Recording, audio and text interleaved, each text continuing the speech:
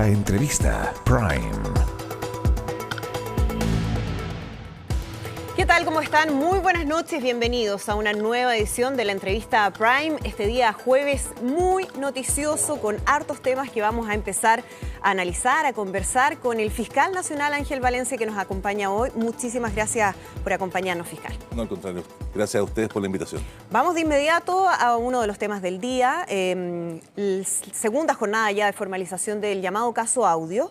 Y hemos ido conociendo más antecedentes en contra de los imputados en este caso, los abogados Luis Hermosilla, Leonarda Villalobos, su esposo Luis Angulo, además de los funcionarios del Servicio de Impuestos Internos y de la Tesorería. Los dos primeros casos por delitos que son bastante graves, en eso podemos coincidir: tributario, soborno, lavado de activos, y la Fiscalía ha solicitado prisión preventiva. A estas alturas, con los antecedentes que conocemos, fiscal, ¿usted cree que existe alguna posibilidad de que el tribunal defina una cautelar distinta a esa prisión preventiva? Bueno, confiamos, conociendo la seriedad del trabajo que han desplegado los fiscales, los antecedentes con los que cuentan, que nos han explicado, que el tribunal acceda a lo que se ha pedido. Entendemos que hay fundamentos de derecho y antecedentes en la investigación que así lo justifican. En otros casos similares, incluso de menor gravedad, se han impuesto también medidas similares, la medida de prisión preventiva. Entendemos que es una medida proporcional, necesaria, que se ajusta a derecho, pero una audiencia que todavía está en curso. Esto, permítame hacer presente que es muy probable que ni siquiera termine con la audiencia de formalización de investigación. Aún en el caso que la jueza de garantía que dirige esta audiencia, y ya va a seguir durando más días, ¿no? Dictase una resolución en un sentido u otro, es altamente probable que alguno de los intervinientes quiera presentar algún recurso de apelación y que en definitiva sea la Corte de Apelaciones la que lo resuelva.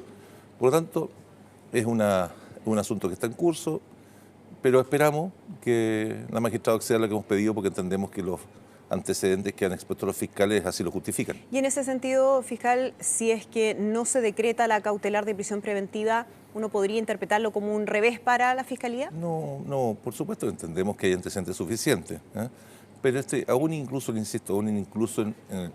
sea lo que ocurra, que resuelva la magistrada en esta audiencia, es altamente probable que alguno de los intervinientes interponga un recurso de apelación. Por lo tanto, esto no va a quedar resuelto muy probablemente hasta la Corte de Apelaciones, pero confiamos en que vamos a tener una decisión favorable en el juzgado de garantía.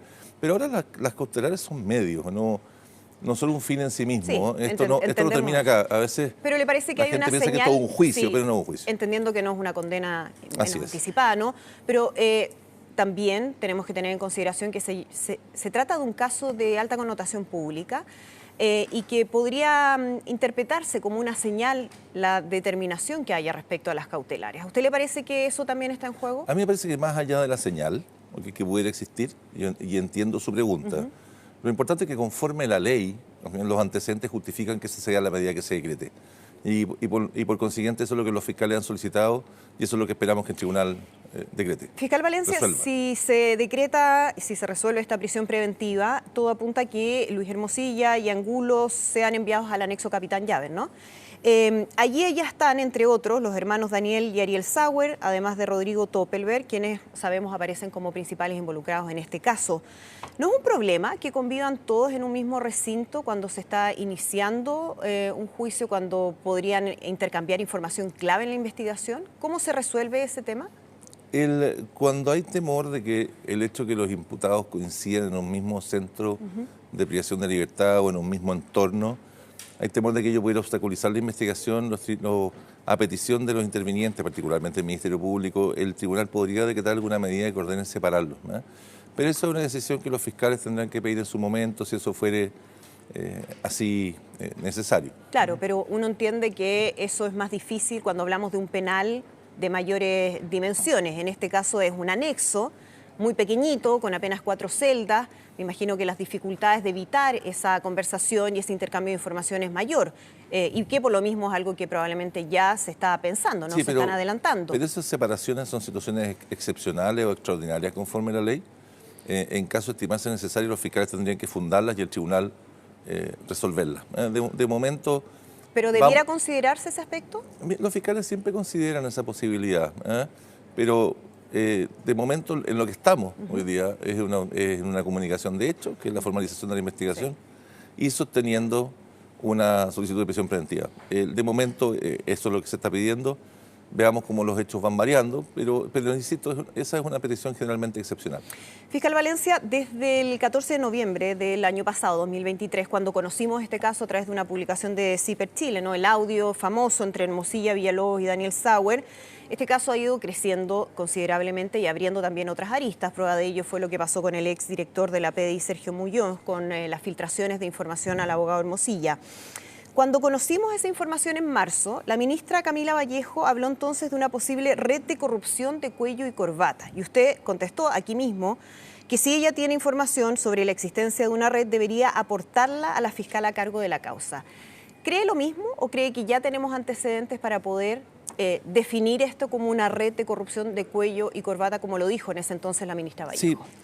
Sí, lo que en aquella oportunidad traté de transmitir, y quizá no se entendió bien, fue que no estaba negando ni afirmando la existencia de esa red que la ministra describió, sino que traté de afirmar o explicar de que cuando una investigación está en curso de esta naturaleza, es preferible que las autoridades, los líderes de opinión, nos abstengamos de emitir opiniones respecto de qué es lo que se estaría estableciendo, me explico, o qué es lo que se estaría evidenciando de manera nítida, con circunstancias que todavía estamos recién partiendo. Porque afirmaciones de esa naturaleza no contribuyen al progreso de la investigación, básicamente porque generan ciertas expectativas, ¿no? Y las expectativas después también pueden, por una parte, de parte de la comunidad, de la opinión pública, de quien sea, generar suerte como sentimientos de deuda, ¿no? De, mire, todos esperábamos que ocurriera esto, pero finalmente ocurrió esto otro, y eso no ayuda en nada para el progreso de una investigación. En consecuencia, cuando una investigación de esta naturaleza está en marcha, lo importante es que esperemos qué es lo que finalmente la investigación arroja y nos ciñamos a la evidencia y los antecedentes que se han recogido. Pero eso no implica cerrarse, me explico, a la existencia de hipótesis principales de investigación. No, por favor, no. Creo que no entiendan no es que usted lo descarta, no es que lo estoy que, negando. Se refiere más bien a la oportunidad es muy evidente de lo que los fiscales han expuesto hoy día, de que había un conjunto de acciones dirigidas, ¿no es cierto?, a ejercer influencia por parte de este abogado y que los fiscales esas acciones junto con otras las califican constitutivas de delito, de algunos delitos que ellos describen. El punto es que lo importante es no especular acerca de hacia dónde, qué es lo que finalmente esta investigación ya ha establecido, porque no contribuye al éxito del trabajo de la Fiscalía y de las policías. A propósito de lo conveniente o no de declaraciones, déjeme citarle lo que ha dicho el presidente Gabriel Boric hace algunos instantes en Televisión Nacional de Chile. Él dice que en Chile durante mucho tiempo hubo un sector privilegiado de la sociedad que creía que por la alcurnia que ostentaba era inmune a la justicia que al resto se aplicaba. Yo quiero decir, dice el mandatario, que acá nosotros, un gobierno progresista y sobre todo convencidos de un Estado de Derecho, no podemos permitir que existan ciudadanos de primera y segunda clase, independiente a los contactos, a las redes, el apellido, el sector político, en fin. Y dice que nosotros... dice, es evidente que en casos como este, que hay redes y tramas de poder y contacto que terminan influenciando más allá de lo que corresponde. Si el que nada hace, nada teme, acá quienes se han comportado al alero de la ley pueden estar tranquilos, pero lo del señor Hermosilla es de una desfachatez muy grande y espero que la justicia sea severa en la evaluación de este caso. Saqué algunos párrafos porque la verdad es que es más extensa la declaración, pero dentro de lo importante, ¿no? ¿Qué le parece a usted esa declaración del presidente Gabriel Boric? ¿Le parece que es conveniente, que es oportuna? ¿Cuál es su mirada? Es la opinión del presidente de la República. Y creo que aprovecha la oportunidad de esta investigación, o en este caso, la formalización de la investigación, para resaltar valores que yo comparto. Más bien son situaciones de hecho, más que valores, y que tienen que ver con una percepción bastante amplia en la sociedad chilena, en orden a que la justicia no trata a todas las personas por igual. sea o no eso justo, sea eso o no correcto, o sea, sea eso no, más bien sea eso no efectivo. O sea, comparte que hay ciudadanos de primera y segunda claro, clase en términos de sea, enfrentar a la justicia. Sea o no efectivo, porque en general me parece que esa acusación hoy día, para mí, que trabajo de la Fiscalía, es injusta, al menos si se nos reprocha eso a nosotros como Fiscalía. La verdad, olvídese, o sea, eso en el Ministerio Público no existe, o sea, hacemos un esfuerzo muy importante por tratar a todas las personas por igual. Y siempre cito el caso, por ejemplo, de las salas de entrevista investigativa videograbada, del estándar de las oficinas que tenemos en cada lugar del país, de los esfuerzos que hacemos por equidad en lo que se refiere al trato a las personas y al trato a las víctimas. Pero más allá de eso, uno no puede negar que si es o no efectivo que le demos o no un trato distinto a las personas.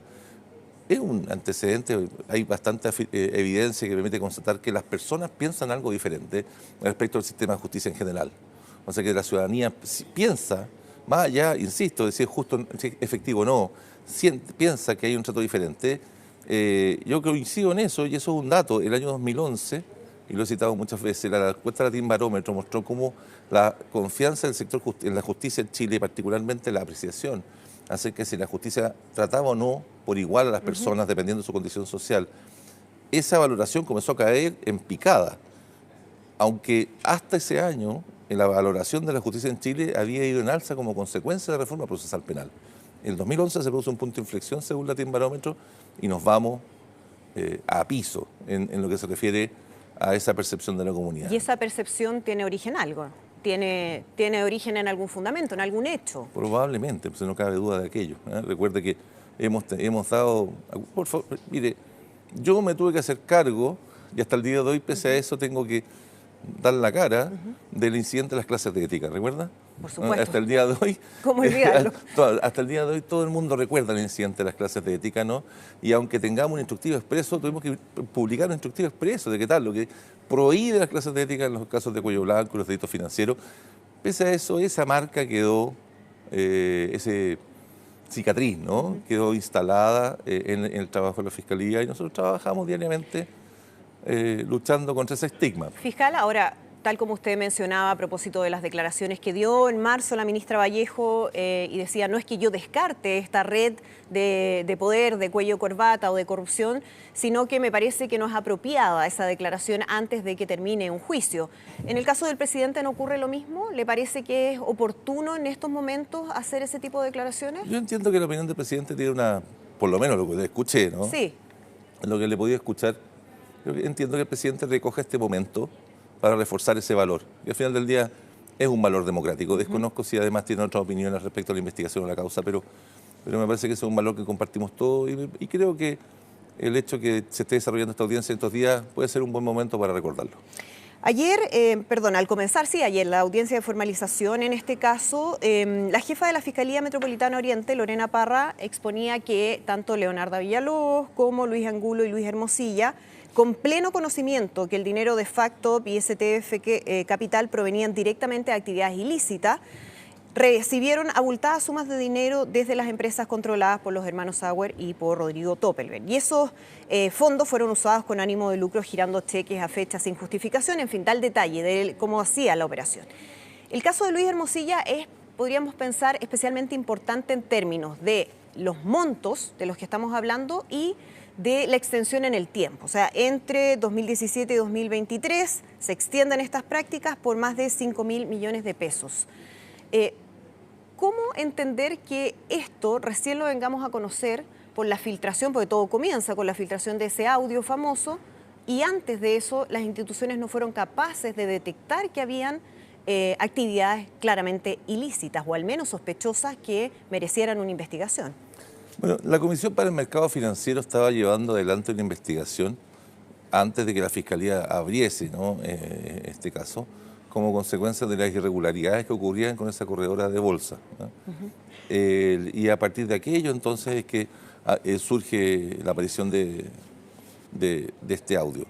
Pero sí le quisiera recordar que más allá de aspectos en los cuales nuestro sistema de persecución podría mejorarse, siempre quienes cometen este tipo de delitos y los delitos en general realizan una serie de maniobras para no ser advertidos y no ser, claro, y no ser detectado. detectado. Entonces, Por eso la pregunta fiscal es evidente, ¿no? ¿Cómo hacemos para tener instituciones que puedan justamente dar cuenta de este tipo de actividades, investigar, profundizar, cuando hay gente que obviamente quiere que no las detecten haciendo este tipo de actividades? Se lo pregunto porque en el caso de Luis Morosillas hay comportamientos que son claramente sospechosos, compra de departamentos por grandes montos que no logra justificar, sin inscripción al conservador de bienes raíces, pero recién ahora, y esto por eso citaba los años, comienza el 2017, nos damos cuenta de aquello. ¿Cuánto más podría haber pasado sin que hubiésemos sabido lo que estaba ocurriendo si es que no hubiésemos conocido ese audio?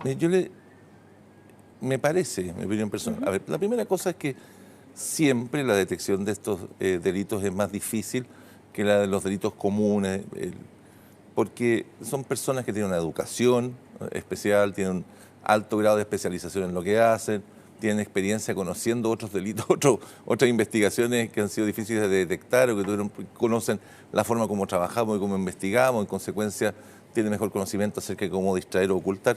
Pero más allá de eso, que eso es como el empedrado, pero me puedo quejar del empedrado, pues, sí, eso es la realidad que enfrentamos. Lo clave es avanzar, me parece, para poder superar mejor esos problemas, en la interagencialidad, en el trabajo interagencial, en la persecución en la persecución de los bienes, en la persecución de los dineros. Nuestro sistema de persecución está diseñado principalmente para perseguir los rastros, personas y los rastros de las personas, no para perseguir la ruta del dinero. ¿No? Hoy día estamos comenzando a crear conciencia acerca de la importancia de que la Unidad de Análisis Financiero, el Servicio de Impuestos Internos, la aduana, la Dirección Nacional de Aduana y el Ministerio Público trabajen juntos y compartan información para los efectos de investigar comportamientos financieramente sospechosos, iniciar investigaciones a partir de aquello. Sin embargo, falta mucho por avanzar y falta mucho por entender. Permíteme poner un ejemplo que ha sido frecuente del último tiempo. Pese a toda esta evidencia acerca de la importancia de priorizar la persecución penal, el interés público de la persecución penal, por sobre el simple propósito de recaudación, ha habido mucha resistencia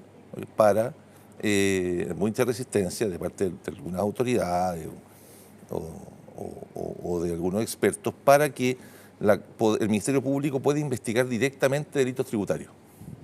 Puede investigar directamente delitos tributarios. Pero eso es una muy mala idea si uno quiere perseguir la corrupción de manera más enérgica. Le pongo un ejemplo simple. La próxima oportunidad que tengamos una persona involucrada en una red de corrupción que tiene algún nivel de lazos políticos importantes, ¿vamos a confiar siempre en que el director del Servicio de Impuestos Internos de turno, en este caso el servicio se querelló, en este caso ocurrió, presentaron una querella? Pero me pregunto en el próximo caso, si la persona fuese otra, si la coalición de gobierno fuese otra y el director de Servicio de Impuestos Internos fuese otro, ¿vamos a confiar en que el servicio se querelle con la misma rapidez con la que lo ha hecho en esta oportunidad?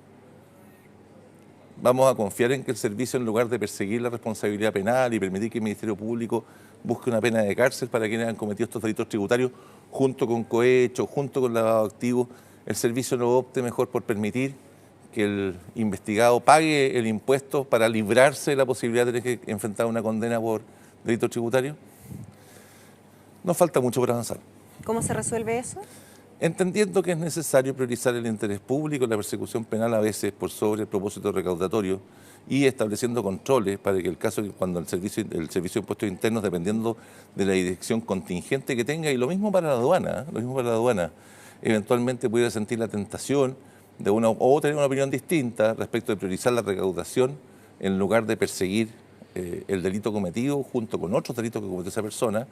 Esa decisión tenga algún tipo de control judicial para que pueda primar el interés público de la persecución penal de un delito grave antes que el propósito recaudatorio de simplemente llenarse y aceptar el pago del impuesto para que el indagado eluda la persecución de ese delito. A propósito de eso, usted menciona lo No que sé si puede ser, sí, perfectamente, pero déjeme llevarlo hacia un tema que es complicado también, que es los vínculos que existen entre el poder los negocios, las instituciones y el poder político. ¿Por qué se lo pregunto? Porque dentro de la información que ha surgido en este llamado caso Audio se reveló que el exministro del Interior, Andrés Chadwick, habría recibido 17 traspasos de dinero por parte del abogado Hermosilla entre 2020 y 2023 por más de 190 millones de pesos. Ahora también se conoce respecto a unos cheques.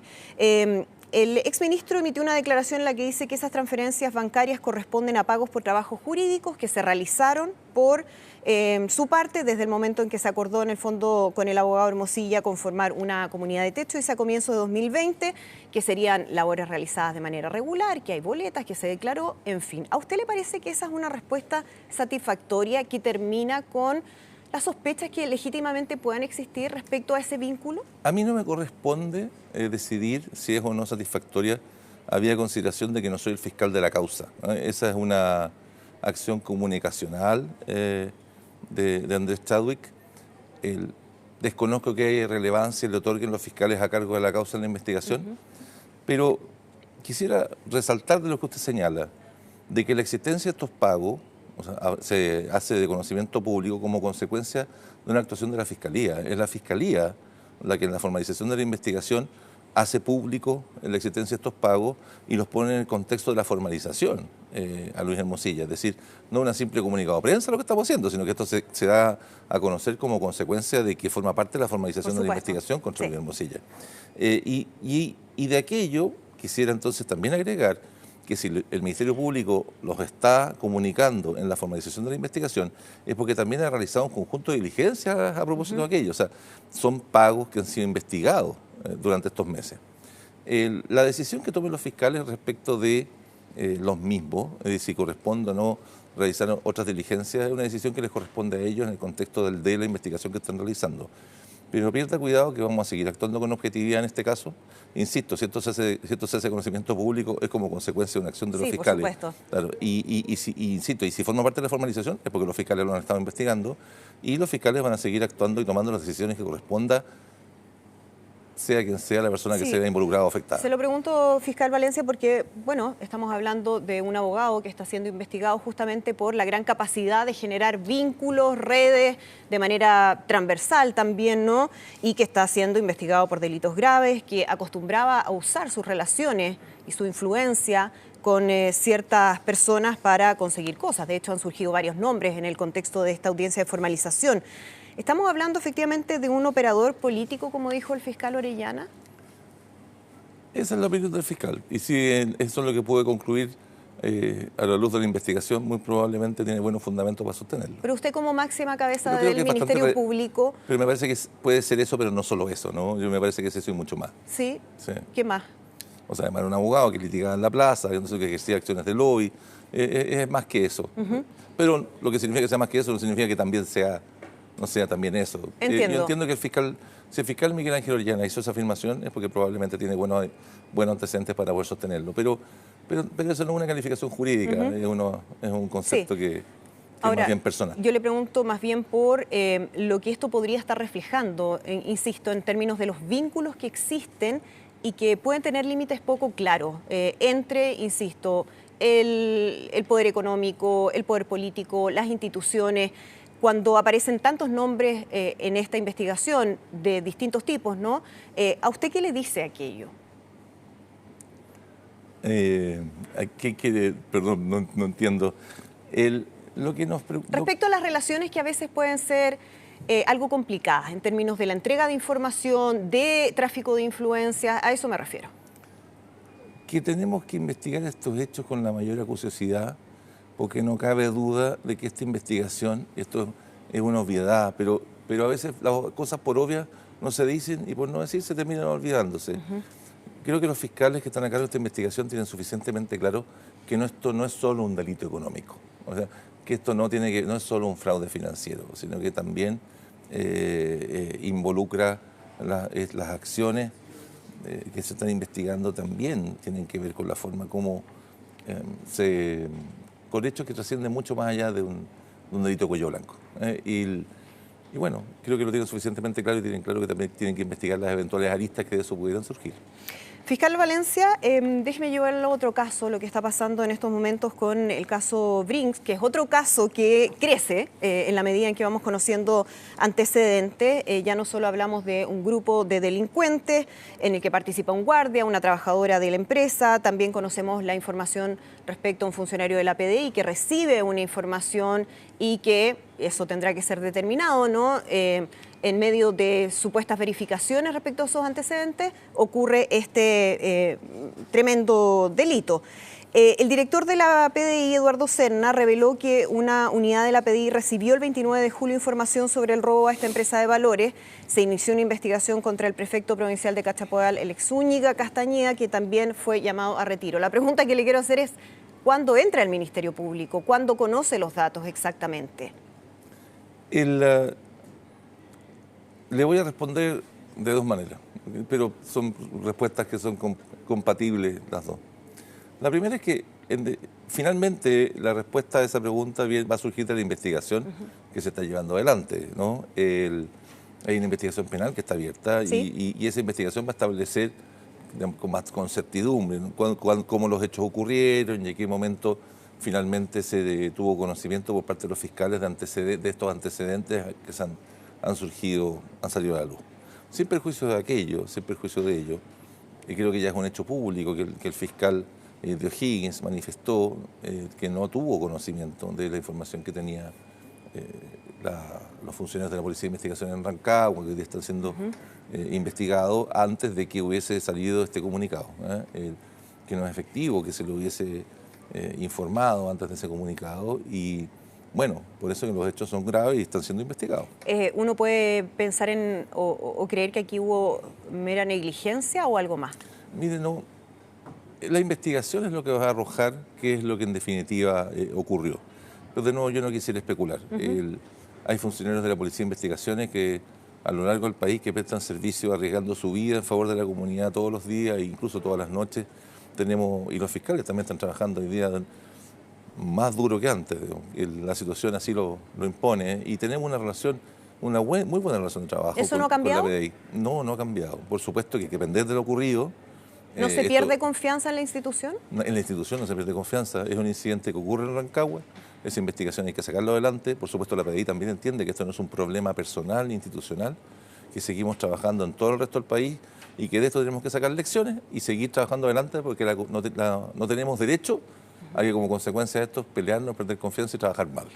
Claro, el fiscal regional de O'Higgins no descartaba la posible participación de algún funcionario de la PDI en este grupo. Pero es que no se puede descartar ni de Carabineros, ni de la PDI, ni de ninguna institución. Es una investigación que está en curso y las investigaciones que están en curso no procede descartar la participación de nadie.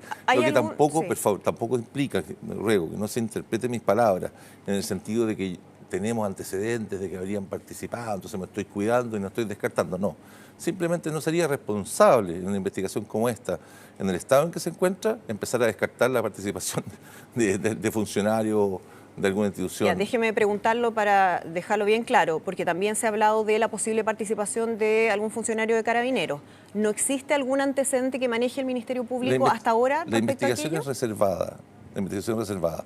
Pero siempre en delitos de esta naturaleza, particularmente con este grado de despliegue logístico, o sea, los fiscales investigan y la policía de cargo investigan si ha habido colaboración entre otros funcionarios de la policía. Eso es de parte como del protocolo de rigor.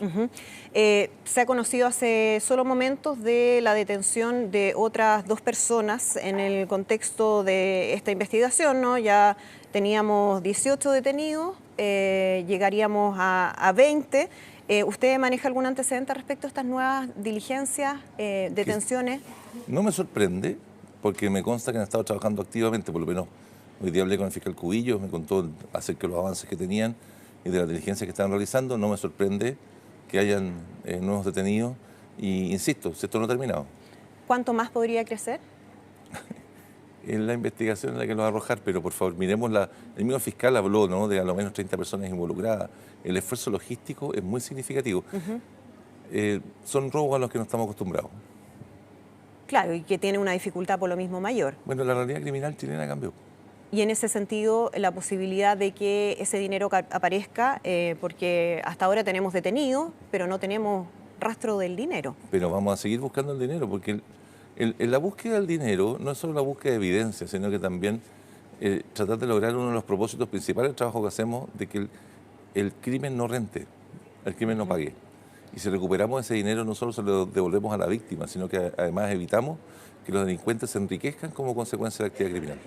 ¿Hay algún tipo de cuestionamiento o usted ve, ¿no?, algún tipo de problema respecto a el manejo de este tipo de dineros por parte de empresas como Brink's? Porque también han surgido cuestionamientos respecto a qué es lo que hizo la empresa o cómo la empresa enfrentó el tema. ¿A usted le parece que ese es un tema que también hay que revisar? Mire, son asuntos que escapan nuestras atribuciones. Son asuntos que escapan nuestras atribuciones.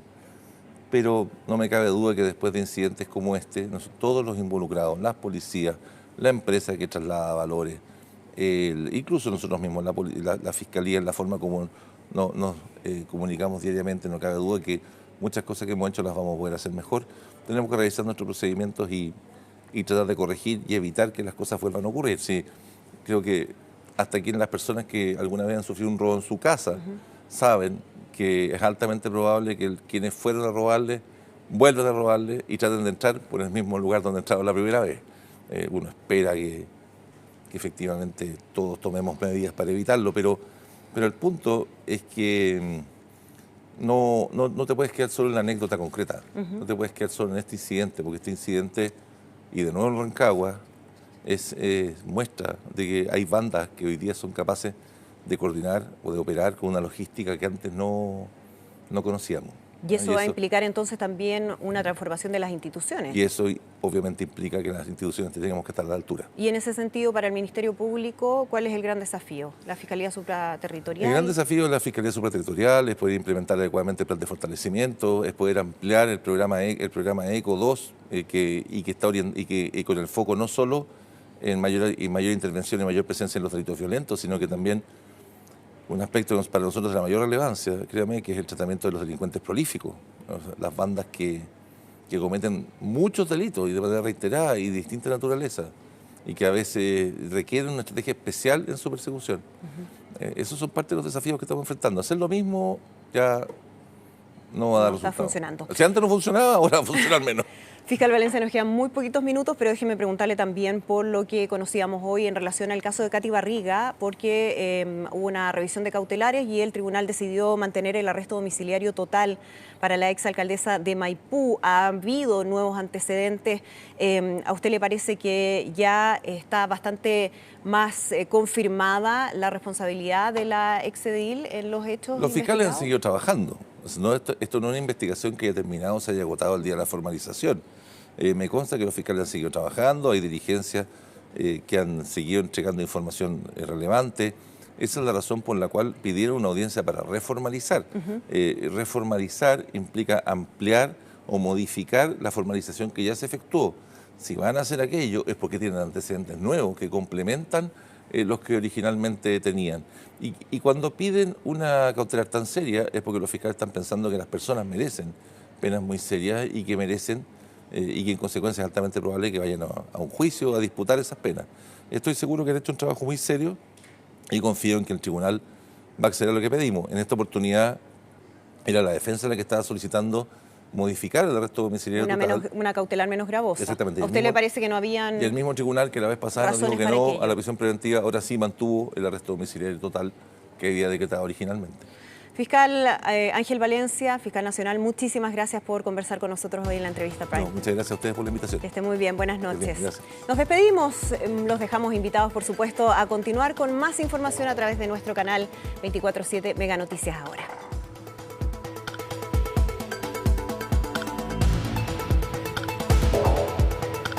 La entrevista Prime.